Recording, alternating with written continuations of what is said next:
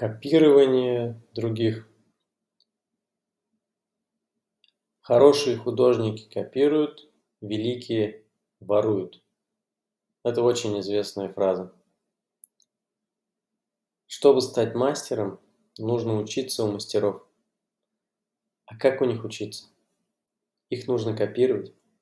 Так делают почти все люди искусства. Художники, музыканты, писатели, даже ведущие. В самом начале пути вы как белый пустой лист. У вас нет ни опыта, ни вкуса, ни стиля. Ваша задача сейчас впитать в себя самое лучшее, смотреть на лучшие работы, копировать лучших. Затем ваш личный стиль сам проявит себя. Он будет строиться на фундаментальных основах, на лучших практиках. И затем, если вы позволите ему, он расцветет в полных красках. И такие же начинающие, как вы, будут копировать уже вас. Поэтому пока не спешите творить что-то свое. Начните с копирования и постепенно добавляйте свое видение. Вообще, весь дизайн – это постоянное копирование чужого и его переосмысление. Особенно сейчас это видно на приложениях и сервисах. Если что-то сработало у одной компании, то другие сразу это копируют. Например, Instagram придумали Stories, пользователям понравилась эта функция, и теперь она есть почти в каждом приложении. То есть эти сторисы даже не переосмыслили, а просто скопировали. И таких примеров вокруг много. Вы тоже столкнетесь на своем пути с дилеммой: просто скопировать, украсть идею или потрудиться переосмыслить ее и придумать что-то новое.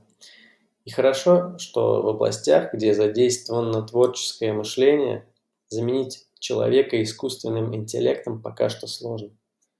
Миру нужны новые идеи. Возможно, вы будете тем, кто предложит что-то новое. Но для начала начните с копирования. Потому что совершенно новых идей нет. Каждая идея – это переработанная старая идея.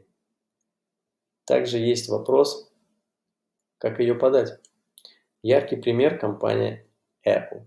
Они постоянно запускают какие-то решения, которые становятся трендом, и все начинают их копировать.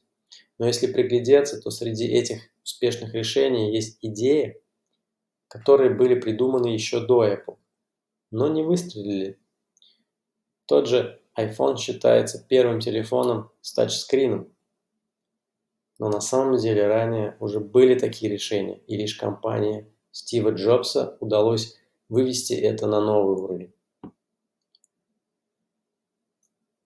Итог. Копируйте сайты, которые вам нравятся. Копируйте блоки на сайтах, которые вам нравятся. Копируйте элементы на сайтах, которые вам нравятся. Затем начинайте переосмысливать то, что вам нравится, и вносить что-то свое. И не заметите, как копировать будут уже вас. Книга по теме. Обязательно. Небольшая. «Кради как художник». Остин Клеон.